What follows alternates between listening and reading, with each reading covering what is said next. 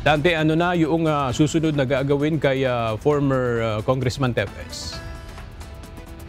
Magandang umaga, no? Katatapos lamang ng ginawang press con ng National Bureau of Investigation o NBI kung saan sila yung may custody kay dating Congressman Arnie Tevez Jr. Ayon kay Director Jaime Santiago kanina, mula dito sa NBI headquarters nila dito sa Pasay City, actually agad nakakaalis lamang ng sinakyan ni dating Congressman Tevez. Papunta na sila ng New Bilibid Prison o NBP dyan sa Muntinlupa City. Pero ang nilinaw dito ng NBI aga, hindi naman convicted pa si dating Congressman Tevez. Maaring isipin ng ating mga kasangbahay bakit nandun siya dadalhin. Mayroon kasing nakuhang kumbagang facility ang NBI dyan sa Muntinlupa sa Building 14 ng New Bilibid Prison. So bukod ito doon sa mga convicted na mga person deprived of liberty. Ayon kay Santiago, ibubukod din muna ito ng kwarto si dating Congressman Tevez. At pagkatapos nito ay magkakaroon naman ng tinatawag nilang return of warrant of arrest. Ito yung inisyu naman ng Manila RTC Branch 55 na may na nag-issue ng warrant of arrest laban kay Tevez. Pagkatapos nito, ayon kay Santiago, ang bahala na ang korte na mag-schedule ng arraignment doon sa mga kinakaharap niyang kaso. Diyan sa Maynila, alam natin mahigit sa may 10 counts of murder na nakasampa diyan sa kanya. Mayroon ding frustrated murder at 4 na counts ng attempted murder.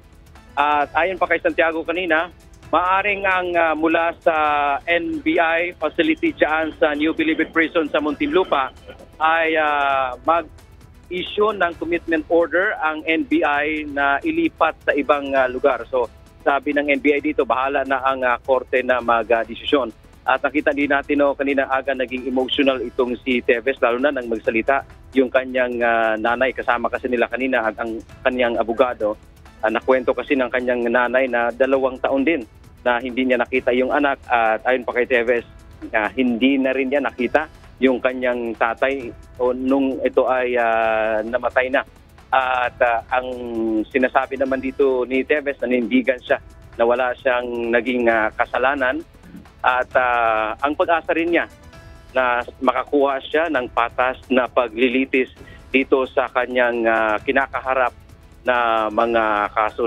Tanong din natin kanina kung kinukumpirma ba niyang siya ay pumasok ng Timor-Leste noong 2023. Subalit pinigilan na tayo ng NBI na sasagutin ni Tevez yung issue na yon dahil mayroon daw sub judice rule na maaring ma-violate.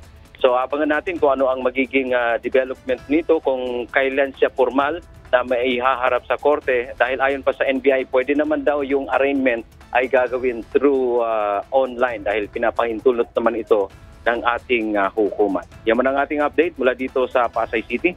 Balik sa iyo, Aga. Maraming salamat, Dante Amento.